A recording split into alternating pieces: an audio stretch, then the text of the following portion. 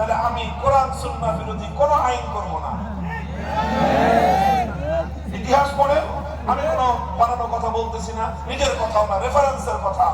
1970 সালের জাতীয় নির্বাচনে আওয়ামী লীগের নেতা শেখ মুজিবুর রহমান সাহেব নির্বাচনী ইশতেহার ঘোষণা করেছিলেন।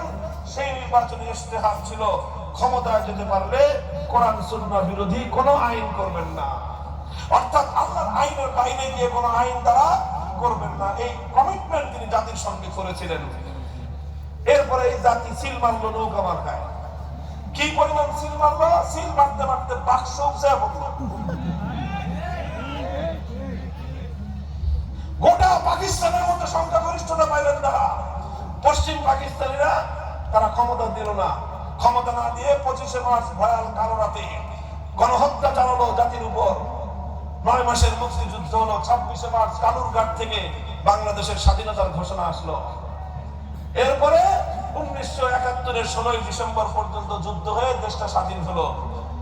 এই দেশ স্বাধীন হওয়ার পরে শেখ মুজিবুর রহমান সাহেব 70 সালে জীবনের সবচেয়ে পুণ্যময় নেক কাজটা করছিলেন। তার জীবনের সবচেয়ে নেক কাজ কত সালে করছেন? কি বলেছিলেন? কোরআন সুন্নাহ বিরোধী, ইসলামের বিরুদ্ধে তিনি কোন আইন করবেন না। সেই অঙ্গীকার করে নির্বাচনে জয়ী হলেন। সেই নির্বাচনে ক্ষমতা না দেওয়ার কারণে মুক্তিযুদ্ধ হলো। মুক্তিযুদ্ধে বিজয় হলো। বিজয় হওয়ার পরে